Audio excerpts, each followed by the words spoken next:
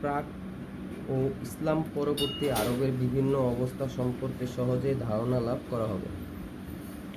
আরব উপদ্বীপে যে সময় ইসলাম নামক সূর্যের দীপ্তিময় শিখার বিকাশ ক্রমে ক্রমে সূচিত হয়ে উঠতে লাগলো, তখন দুই ধরনের রাজ্য ও শাসন ব্যবস্থা প্রচলিত ছিল। এর মধ্যে এক ধরনের ছিল মুকুটধারী সম্রাট, যিনি প্রকৃতপক্ষে সম্পূর্ণ স্বাধীন বা মুক্ত ছিলেন না। অন্য প্রকার ছিল গোত্রীয় প্রধানগণ। মুকুটধারী সম্রাটগণের যে মর্যাদা ছিল, অন্যান্য খ্যাতিসম্পন্ন গোত্রীয় প্রধানগণের সে মর্যাদা ছিল। তবে সম্রাটগণের থেকে তাদের যে বৈশিষ্ট্য ছিল তা হলো তারা ছিলেন অধিকাংশ ক্ষেত্রে স্বাধীন। যেসব সাম্রাজ্য মুকুটধারী সম্রাটগণের শাসন প্রতিষ্ঠিত ছিল সেগুলো হচ্ছে শাহানে ইয়েমেন আলে গাসসান সাম্রাজ্য এবং শাহানে হিরা ইরাক। অবশিষ্ট অন্যান্য সকল ক্ষেত্রেই ছিল গোত্রীয় প্রধানের শাসন। এরা ছিলেন মুকুটবিহীন রাজা। ইয়েমেনের সাম্রাজ্য। আরবেরা অন্তর্ভুক্ত যে সকল সম্প্রদায় প্রাচীন ইয়েমেনি সম্প্রদায়ের হিসেবে চিহ্নিত ছিল তারাই ছিল সাবা সম্প্রদায়ভুক্ত। প্রাচীন উত্তর ও ইরাক ভূখণ্ডের অনেক পুরাতন ধ্বংসপ্রাপ্ত শহরের ধ্বংসস্তূপ থেকে যেসব তথ্য প্রমাণাদি উদ্ধার করা সম্ভব হয়েছে তাতে খ্রিস্টপূর্ব 2500 বছর পূর্বের সাম্প্রদায়িক কথা উল্লেখিত হয়েছে।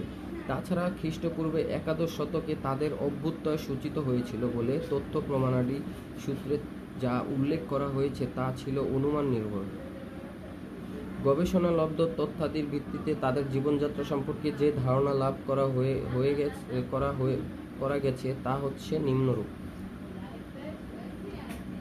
মোকাররব সাবা খ্রিস্টপূর্ব 650 অব্দ হতে তাদের যুগ শুরু হয়। ওই সময়কালে শাহানে সাবার মর্যাদাসূচক উপাধি ছিল মুকাররবে সাবা। তার রাজধানী ছিল সারওয়া নামক নগরীর, যার ধ্বংসপ্রাপ্ত অট্টালিকার চিহ্ন আজও মায়ারেবের পশ্চিমে একদিনের পথের দূরত্বে দেখতে পাওয়া যায় এবং তাখাবিবা নামে প্রসিদ্ধ রয়েছে।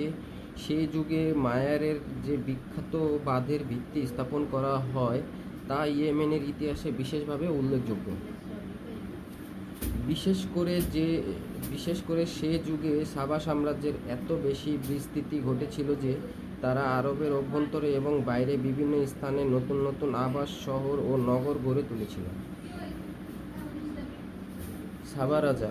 খ্রিস্টপূর্ব 650 অব্দ থেকে 115 অব্দ পর্যন্ত সময়কালে সাবা সম্রাটগণ মোকাররব উপাধি পরিত্যাগ করে রাজা বাদশাহ সম্মানসূচক উপাধি গ্রহণ করে এবং সাওয়ার এর পরিবর্তে মায়ারেবকে সাম্রাজ্যের রাজধানী ঘোষণা করে দেয়। সেই শহরের ধ্বংসস্তূপ আজও সনায়া নামক স্থানে 60 মাইল পূর্বে দেখতে পাওয়া যায়। সাবার পতন যুগ। খ্রিস্টপূর্ব 115 থেকে 300 অব্দ পর্যন্ত সময়ে সাবা রাষ্ট্রের উপর হিমায়ার গোত্র প্রাধান্য লাভ করে। মায়ারেবের পরিবর্তে রায়দানকে রাজধানী করে পরে রাজধানীর নাম রায়দান পরিবর্তিত করে জিফার রাখা হয়। এই শহরের ধ্বংসাবশেষ আজও ইয়ারশিম শহরের নিকটে এক গোলাকার পর্বতের মধ্যে দেখা যায়।